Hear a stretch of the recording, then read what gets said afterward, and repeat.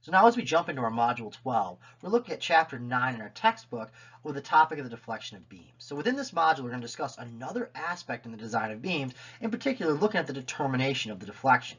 So the maximum deflection of a beam under a given load is of particular interest since the design specification of the beams will generally include a maximum allowable value for its deflection.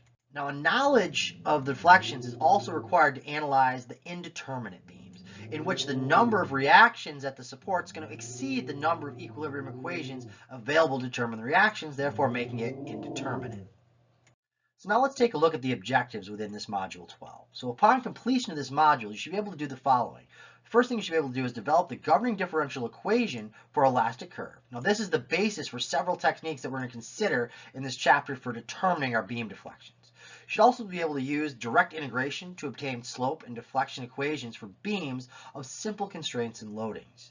We're also going to use singularity functions to determine slope and deflection equations for beams of more complex constraints and loadings. Then we're going to use the superposition method in order to determine the slope and deflection in beams by combining the tabulated formula.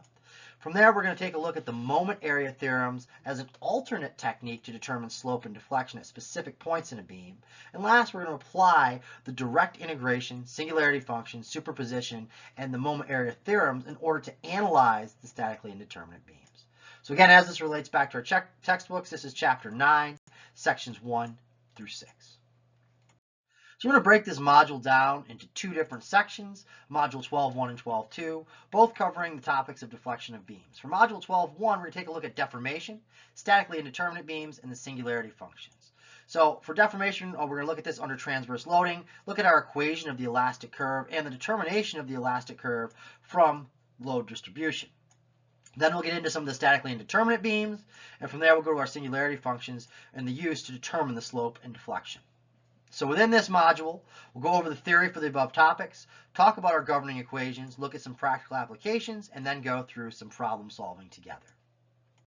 So now I want to take a look at deformation under a transverse loading. So let's consider an example for a cantilever beam. So we can see this in the top left in part A here. This is a cantilever beam of some length L. This is going to be subjected to a load P we can see at the free end located at A. Now if we're thinking about our moment is going to be force times a perpendicular distance. Now where we take our moment about and where a sign convention is going to dictate whether it's positive or negative, but it's going to be our force P times our distance, a perpendicular distance, L is going to give us our M of X. So with that, we can see that we have a relationship between our bending moment and the curvature for a pure bending. This is going to remain valid for general transverse loading. So we have this equation 9.1 in our textbook. We have the relationship 1 over rho, where rho is our radius of curvature right here. This is equal to, there's that moment we talked about, which is going to be our force times our perpendicular distance, all divided by EI. So we have that relationship there. So this is a cantilever beam subjected to a concentrated load at P, just as we showed over here in our diagram at the free end, where again our free end is located at A. So this is going to, when we plug into our equation for 9.1, this comes from our equation 4.21 back in chapter 4 in our textbook. We have 1 over our radius, 1 over rho is equal to a negative px over EI. So this px right here is this distance. L is the distance in our x direction, and our load here is P. So that's where we come up with this moment, M of x right there, deriving this from our equation 4.21 from back in chapter 4.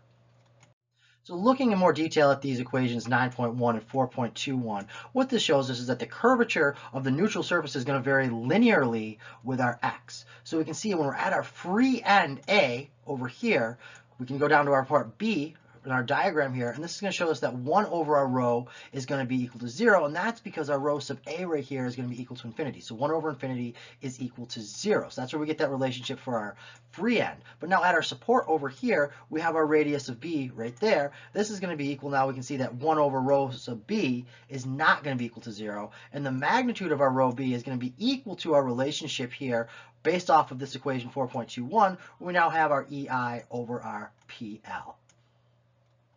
So continuing on with our topic of deformation under transverse loading, let's take a look at a slightly different example.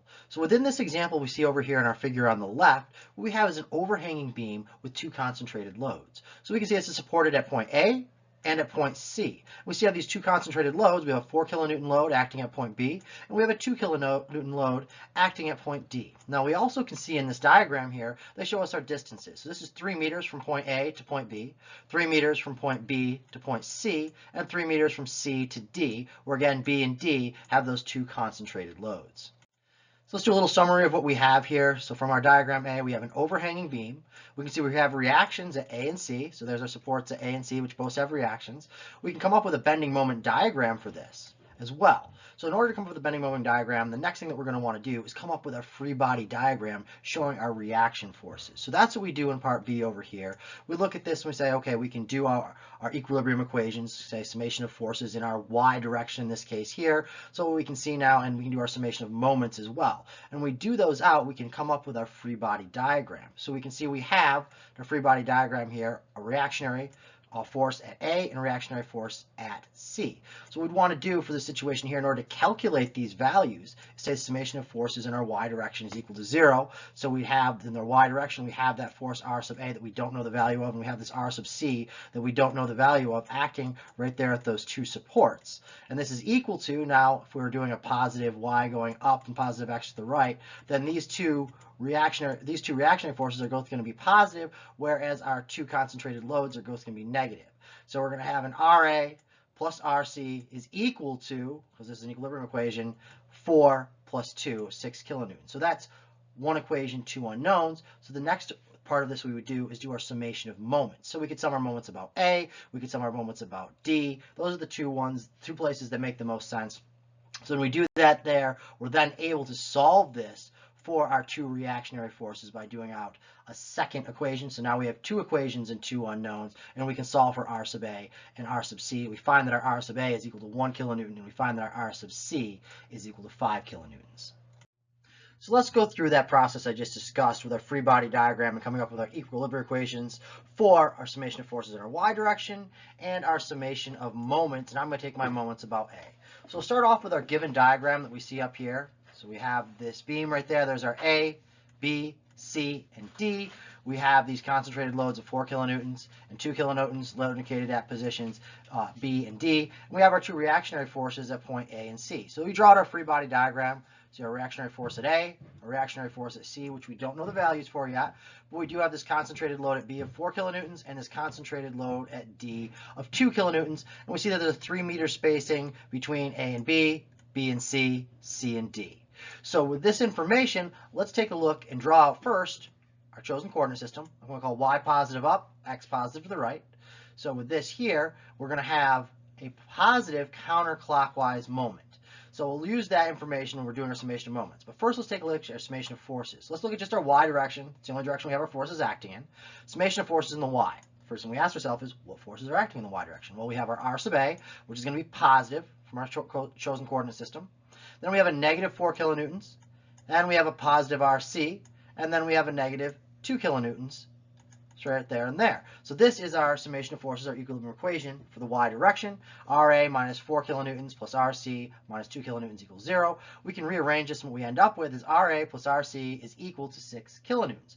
So one equation, two unknowns. So now we can do our summation of moments. I chose to sum my moments about A. So I say, okay, well, the first moment is going to be this force here, 4 kilonewtons, times its perpendicular distance, because our RA is acting right at A, and it's not going to create a moment about A, so it eliminates that. And I just noticed that this one is going clockwise, so this is going to be negative. So I have negative 4 kilonewtons times 3 meters. Then I have, okay, my reactionary force at C is going to be creating a positive moment because that's going counterclockwise. And this is going to be our RC times now, this is going to be 3 plus 3 of 6 meters. So I have positive RC times 6 meters. And last, I'm going to have this 2 kilonewtons times 9 meters. And this is going to be, again, now going clockwise. That's going to be negative for our sign convention. This is going to be negative 2 kilonewtons times 9 meters. This is all equal to 0 for our equilibrium.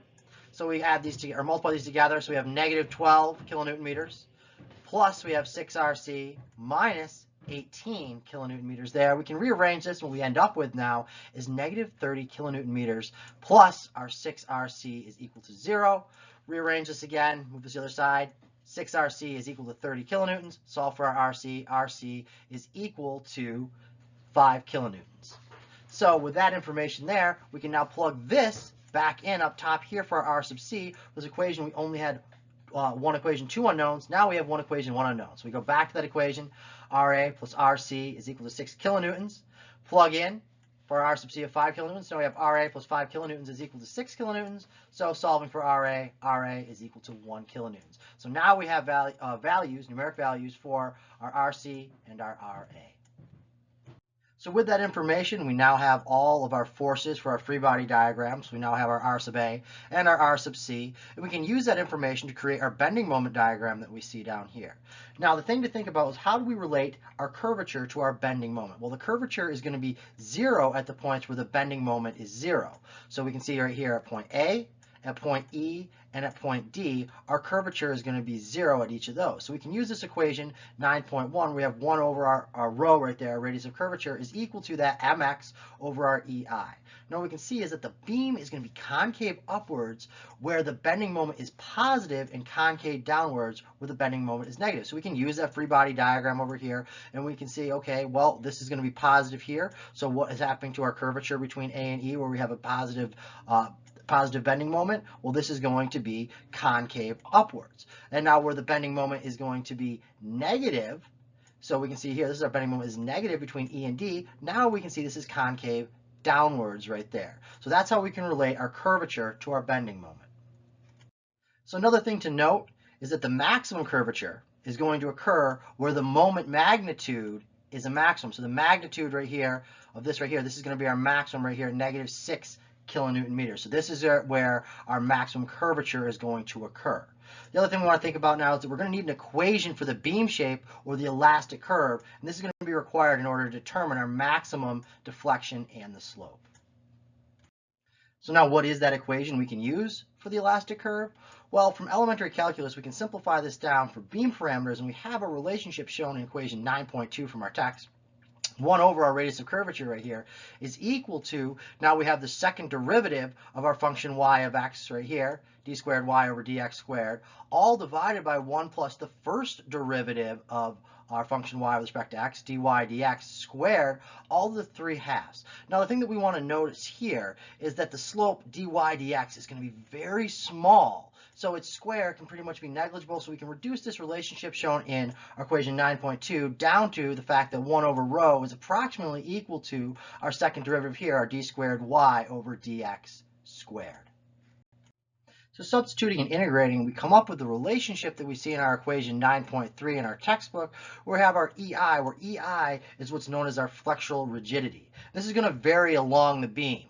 So with this here, we see that our EI times our 1 over our rho, 1 over our radius of curvature, is equal to the same EI times now this relationship from up above over here. We replace our 1 over rho with this. So this is now saying, instead of 1 over rho, we now have our second derivative of our function of y with respect to x, d squared y all over dx squared. And this is equal to, according to our equation 9.4 in our textbook here, our mx. So we now have this relationship here that EI times our second derivative, d squared y all over dx squared, is equal to our m of x. Now we can continue on with this, do out some of the substitution and integration. We've done the first part of the substituting. Now we can do out our integration. We end up with the relationship that we see in 9.5b in our textbook. And you see we have our constants of integration afterwards here. And then in 9.6, when we integrate again to get rid of the next derivative in that, we end up with this relationship where we have our EI, which again is that flexural rigidity, times y is equal to the integral from 0 to x dx times the integral from 0 to x of m of x dx plus our constant of integration, our c1x and our c2. So now as we continue our discussion for the equation for the elastic curve, we have this relationship from equation 9.6 that we show again here, where we have the C1 and C2. Now how do we determine these constants? Well, we can determine these constants C1 and C2 by our boundary conditions. So with that, let's consider 3 cases for our statically determinate beams.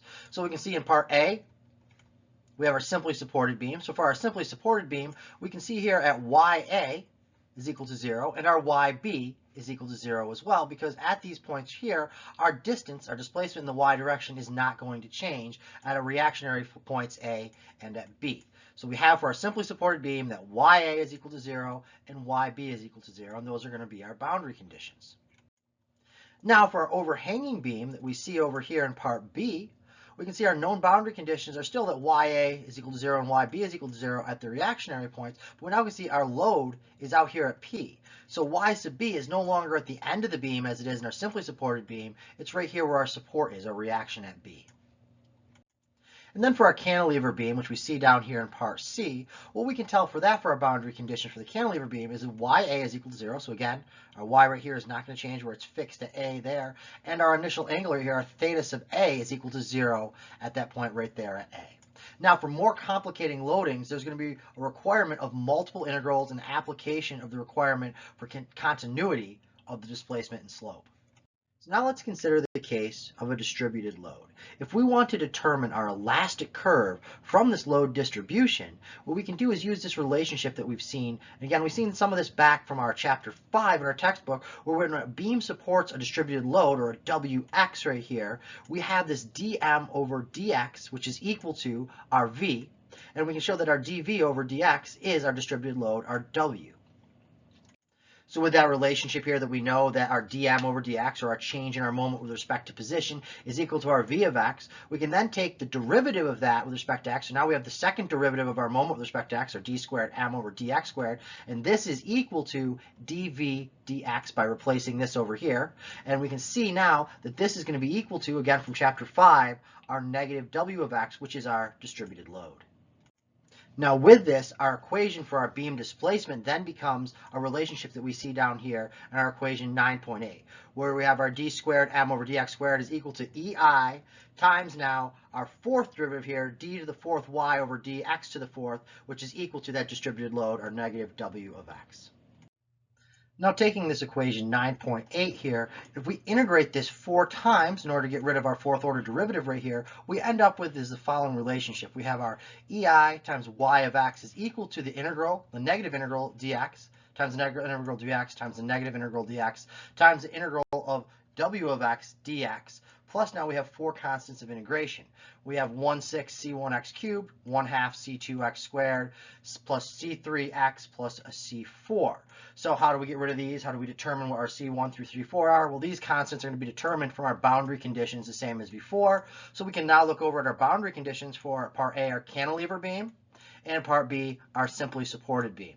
So if we want our 4 boundary conditions for our cantilever beam in part A, we can see y of A is equal to 0, so our y doesn't change at the fixed end here, and our initial angle at A there is 0 as well. Now at B, our condition here is our V of B, our shear at B is equal to 0, and our moment at B is equal to 0 as well. So those are our 4 boundary conditions to solve for these 4 constants, C1, C2, 3, and 3, 4. And then if we were dealing with a simply supported beam down here in part B, we can see that our y of A is equal to 0, and our m of A is equal to 0. And also the same at our other end B here, our y of B is equal to 0, and our m of B is equal to 0. So again, those are our 4 boundary conditions to solve for our 4 constants C1, C2, C3, and C4 from this equation where we integrated 4 times. So summarizing what we have going on in our diagram in the top left, we wanted to consider a beam with a fixed support at A, so there's our fixed support right here at A, and a roller support at B, so there's our roller support right here at B. Then in part B of this diagram, we drew out a free body diagram, and we noted that there are 4 unknown reactionary components. So we had B, AY, AX, and our MA as those 4 unknown reaction components. Now what we can do with this here in order to solve for our unknowns is we can use our static equilibrium equations. So these yield the summation of forces in our x direction is equal to 0, and we can see, yes, we do have forces in our x direction. Summation of forces in our y direction is equal to 0. Yep, we've got our AY and our B acting in our y direction. And summation of moments about A, well, yeah, we can see we have our MA there, and we have this force times its distance. That's going to create a moment about A as well. So with this, we can see that the beam is going to be statically indeterminate. But we can't come up with a 4th equation here. We also have our beam deflection equation that we derived earlier. The EI times Y is equal to the integral of from 0 to x of dx, the integral of from 0 to x of m of x dx, plus our constants of integration, our c1x plus our c2. Now introducing this 4th equation also introduces 2 more unknowns, but we need to remember that it does provide 3 additional equations because of our boundary conditions. So our boundary conditions are at x is equal to 0, we have theta is equal to 0, and then y is equal to 0, and when x is equal to L, we have the boundary condition that y is equal to 0. So we can see these boundary conditions down here in the bottom. So here's the boundary condition of the beam. So at our point A right here, where x is equal to 0, we have that theta is equal to 0. There's no angle there. And x is equal to 0, y is equal to 0 because it's fixed. Now here at point B, when x is equal to that total length L right there, then our y is also equal to 0 at this point as well. So now let's apply some of the theory and governing equations we saw from within this module to an example problem. So we'll take a look at sample problem 9.1. In this example problem, we have a given diagram. So we have this beam AC, and we can see this is an overhanging beam from B to C. There's our overhang right there. We can see we have a support right here, a reaction at A. We have a roller support here at B, and we have a concentrated load at C with a value of P. We know the distance between A to B is given to us as L, and we can see the distance of our overhang from B to C is given to us by A. So within the problem, they tell us the type of beam. We have a W14 by 68 beam. We have our I value given to us as 722 inches to the fourth. We have a modulus of elasticity given to us as 29 times 10 to the 6 psi. We know that our load, our P value here, is given to us as 50 kips, and our length L is 15 feet, and this length A here is 4 feet. So with this, what are they asking us to solve for? They say for portion AB, from right there where I have our length L, of the overhang beam, what they want us to do is derive the equation for the elastic curve in part A. Then in part B, they want us to determine the maximum deflection. And in part C, they want us to evaluate our Y max. So for this problem, as with any other ones, if we were solving this out by hand, we'd first create our setup page. So on our setup page, we have all the given information. Again, we have 4 things within that. We have our variable name, our numeric value, the units we're using, and how it relates back to our problem. And then we're also going to include what we're solving for. So this would be A, B, and C are the 3 things that we're solving for in this problem. And then we'd include any assumptions we're going to make. And what this does is it gives us a page to reference back to as we go through the solution to our problem. So we can say, okay, this is what I know. This was given to me here. I have my value for L. I have my value for A. And you can plug it into the governing equations and solve. So once we've created that setup page, our next step in the solution is to come up with a procedure for analysis. So that's what we do over here. So for our solution, we're going to come up with these 4 steps here. The first thing we're going to do is develop an expression for our mx and derive the differential equation for our elastic curve. Then the next step, we're going to integrate the differential equation twice and apply the boundary conditions to obtain our elastic curve. So that right there is going to help us derive that expression for elastic curve, which I asked for in part A.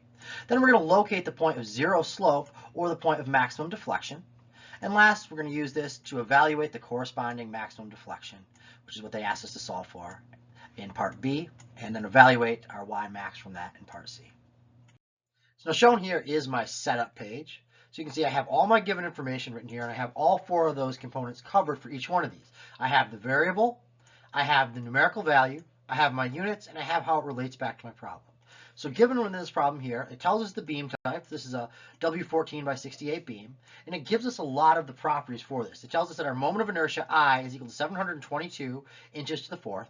Our modulus of elasticity, E, is equal to 29 times 10 to the 6 psi. Our load, P, is equal to 50 kips. Our length, L, is equal to 15 feet. And our overhang length over here, our A, is equal to 4 feet. And they want us to find 4 different things. They want us to find the equation for the elastic curve, our max deflection, and our Y max. So I've also drawn in here on my setup page my general diagram. So you can see I have my point A, B, and C, my length L, my length A, and my external load here, my concentrated load P. I've also included the chosen coordinate system I'm going to work with, where Y is positive going up and X is positive to the right. So now as I go through my procedure for analysis, I can begin my solution. So I redraw out my general diagram here, or I could reference back to my setup page. And I also have my coordinate system, my positive X to the right, and my positive Y going up. So from this, what I want to do is create my free body diagram. So from my free body diagram, I can see, well, I have this concentrated load, my P, acting here at point C. At my point B, I have my reaction force, R sub B. At point A, I have my reaction force, R sub A. I know the distance between RA and RB is L. And I know the distance between point B and point C is my A. So from my free body diagram, I can now do out my equilibrium equations. So for my equilibrium equations, I'm going to take first my summation of forces in the Y direction. I don't have anything in my X direction, so I'm just going to deal with my Y direction. So the summation of forces in my Y direction is equal to 0. Well, what forces are acting in my Y direction? Well, I have my R sub A, and this is acting in my negative Y direction, so negative RA, plus a positive RB going my positive Y direction, and a negative P. Now this is equal to 0. So I can rearrange that, solve that for P. P is equal to RB minus my RA. So that's for my summation of force in the Y direction. Now I can take my summation of moments, and I do this about A, so about this point up here. So I say, okay, for my summation of moments about A, what creates a moment? Well, I have my R sub B times this length L. So there's my RB times L going counterclockwise, which is going to be in the positive direction there, in the counterclockwise direction. If I do my right-hand rule and curl up my X towards my Y, my Z comes out of the board, so that's my right-hand rule, so that works perfectly there. That's a positive sign. Then I also have my P going clockwise, so that's going to be negative times the distance now is L plus A. So minus P times L plus A is equal to 0. And my R sub A doesn't create a moment about A because it acts right at A. So I can rearrange and solve this, and I have the following relationship that R sub B times L is equal to my P times my L plus A. Now from my moment equation, I have the following relation. RB times L is equal to P times L plus A. So what I want to do is solve this for my R sub B. The first thing I can do is I can divide both sides by L. When I do that, I end up with R sub B is equal to, when I divide the L on the other side, P times my L plus A, all divided by L. So then what I can do is I'm going to distribute this P through my parentheses here. So I have R sub B is equal to PL plus PA all over L.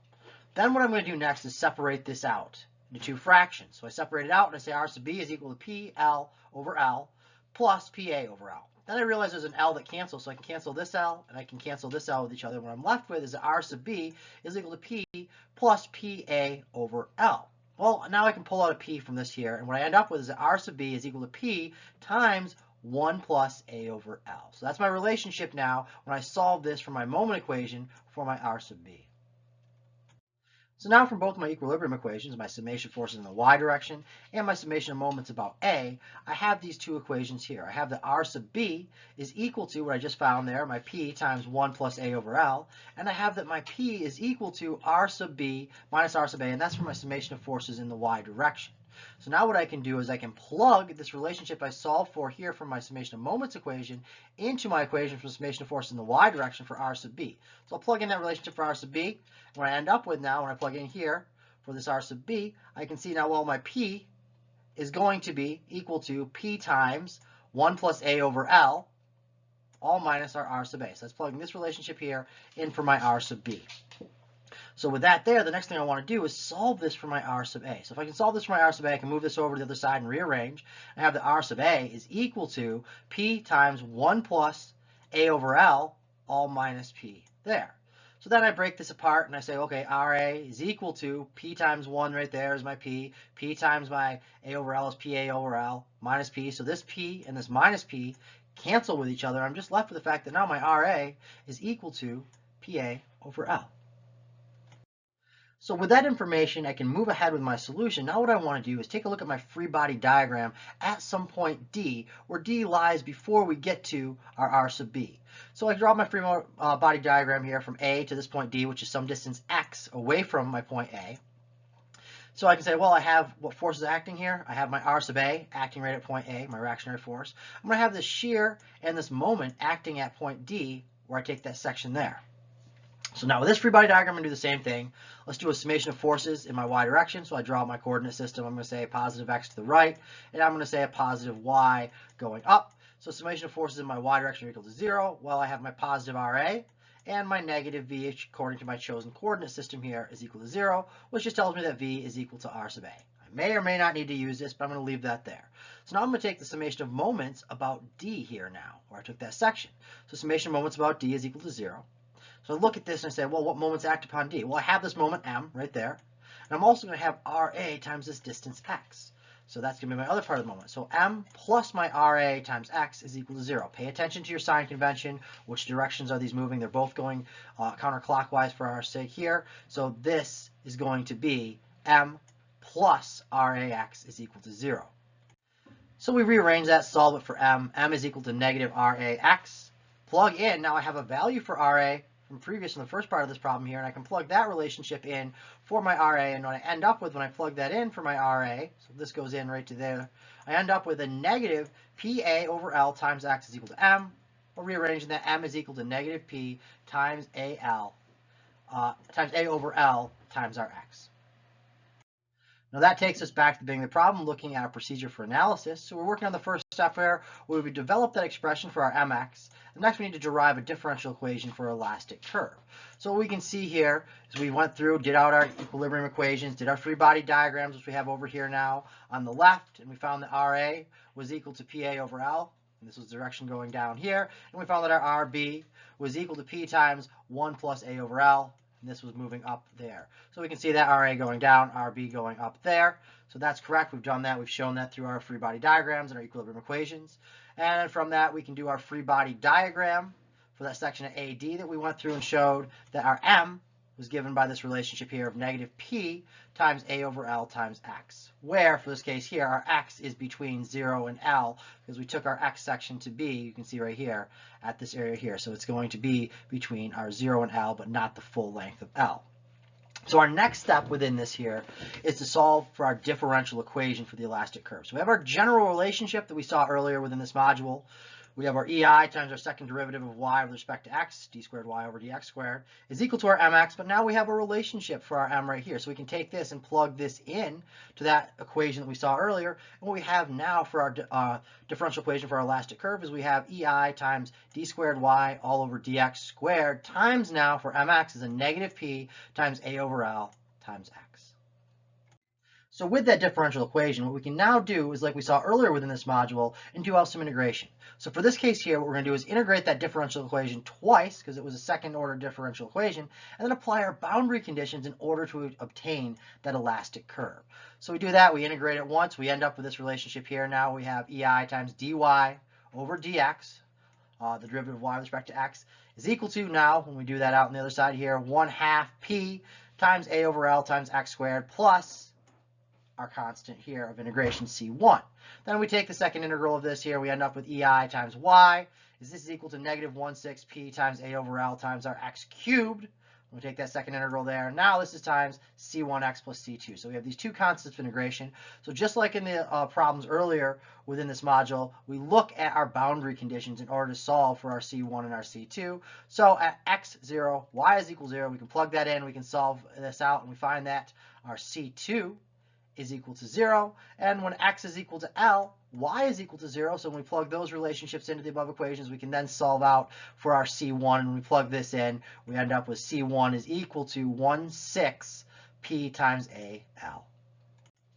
So now taking this value for C1 here, and if we were to plug this back up into our top equation here for C1, we end up with this relationship here, that EI times dy over dx is equal to, plugging in now, 1/2 p times a over l times x squared, plus when we plug in for our C1, there's that 1/6 times PAL.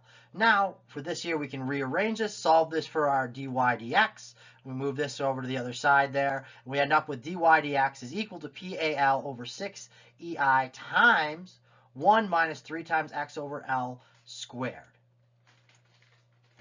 And then if we plug our values for C2 and C1 into this relationship here for our constants of integration, we end up with this relationship down here. We have EIY is equal to 1/6 PAL times x cubed plus our 1/6 PALX.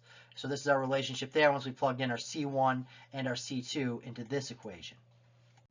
Now with that there, what we can do is then rearrange this and solve this for y. When we do that, we end up with this relationship here that y is equal to p times AL squared all over 6EI times our x over L minus x over L cubed. So you can notice at this point we've still left this in terms of our variables from the beginning of the problem. So now if we go back to our procedure for analysis, we realize the next thing they want us to find was our maximum deflection. So our maximum deflection is also our zero slope. So what we need to think about here is, what is the slope? Well, it's rise over run, or the change in height over the change in our distance here in the x direction. So dy dx is our slope. So if our slope is 0, then dy dx is equal to 0. So we can plug that relationship in for the equation we just found for dy dx. So we say now 0 is equal to PAL all over 6EI times now that 1 minus 3 times our x sub m over L all squared. So now what we can do, because it's equal to 0, we'll divide both sides by this PAL over 6EI, and that will go away. We'll say that 0 is equal to now 1 minus 3 times our x over L squared. So we can rearrange that and solve that for my xm. So xm is equal to our L over the cubed square root of 3. And this is equal, when we do outer square root of 3, this is equal to saying our xm is 0.577 L. So the next thing we want to do is evaluate our corresponding maximum deflection.